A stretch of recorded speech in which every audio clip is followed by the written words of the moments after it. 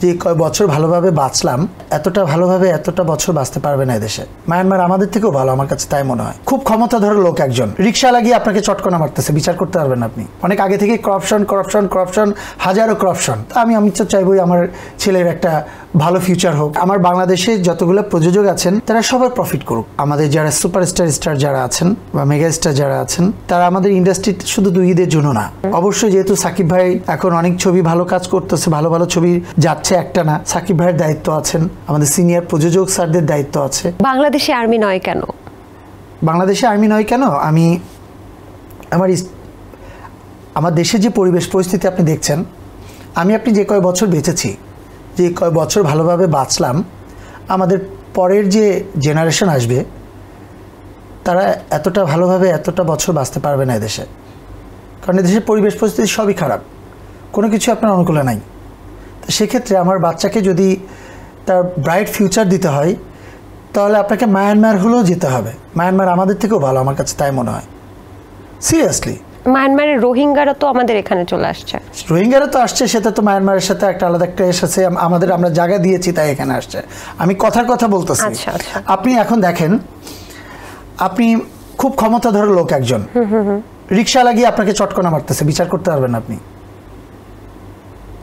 দেশটা এমন জায়গায় পৌঁছে গেছে, মানে এই না যে 5 তারিখের পরে। আমাদের দেশের অবস্থা এমনটাই হয়েছে, এমনটাই আছে আমাদের দেশের অবস্থা, সিস্টেমের বাইরে। অনেক আগে থেকে করাপশন, হাজারো করাপশন। আমি করাপশন নিয়ে 1000বার কথা বলেছি। এর আগে সরকার থাকাকালীন আমি কথা বলেছি যে আপনি যেখানে যাবেন করাপশন ছাড়া কোথাও নাই। তো সেখানে ফিউচার জেনারেশন এদেশে বাস করার মতো কোনো অপশন নাই। তো আমি তো চাইবই আমার ছেলের একটা ভালো ফিউচার হোক। ভালো ফিউচার হতে গেলে যে দেশে যাবে সে দেশে তার ফিউচার গড়ে নিতে হবে, বিষয়টা এরকম। আচ্ছা, আপনাকে কিছু তথ্য দেই। যেমন শাকিব খানের একের পর এক বলা যায় যে একদম হিট সিনেমা কিন্তু আসছে।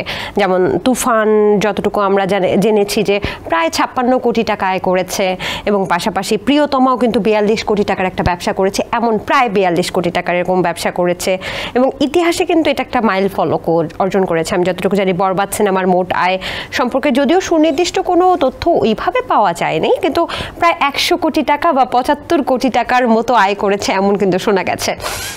এবং এই ব্যবসা সফল সিনেমা, তারপর তাণ্ডব প্রথম সপ্তাহে কিন্তু প্রায় 6 কোটি 76 লক্ষ টাকা আয় করেছে।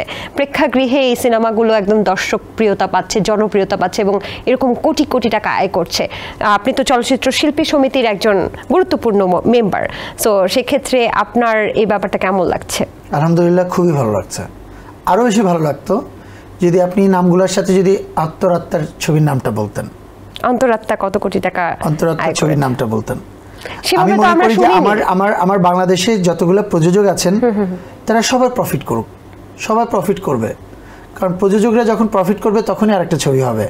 ওই ছবিতে আমি কাজ না করে আমার আরেকটা ভাই কাজ করবে, আমার ইন্ডাস্ট্রিতে আরও 100 জন লোক কাজ করবে ওই ছবিটাতে, ঠিক না? তো আমার কথা হচ্ছে যে ঈদে যদি 2টা ছবিও আসে, একটা ছবি হারায় যায়, একটা ছবি থাকে। আর ঈদের বাইরে কোনো ছবি রিলিজ হচ্ছে না। আমার কথা হচ্ছে যে আমি রিকোয়েস্ট করব আমাদের যারা স্টার যারা আছেন বা মেগা স্টার যারা আছেন বা আমার বড় প্রযোজক যারা আছেন, তারা আমাদের ইন্ডাস্ট্রি শুধু 2 ঈদের জন্য না, ইন্ডাস্ট্রিকে সারা বছর কিন্তু চালাতে হবে।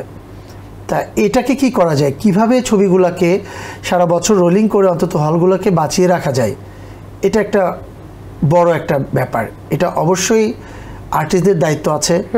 অবশ্যই যেহেতু সাকিব ভাই এখন অনেক ছবি ভালো কাজ করতেছে, ভালো ভালো ছবি যাচ্ছে একটা না, সাকিব ভাইয়ের দায়িত্ব আছেন, আমাদের সিনিয়র প্রযোজক স্যারদের দায়িত্ব আছে, আমাদের ডিরেক্টর স্যারদের দায়িত্ব আছে। সারা বছরই আমার মনে হয় ভালো ছবি 2-1টা করে রিলিজ করে আমাদের হলগুলোকে বাঁচিয়ে রাখা উচিত। বাহ, চমৎকার। সেন্সেশন ক্লাসিক স্ট্রবেরি ও কফি ভ্যারিয়েন্টে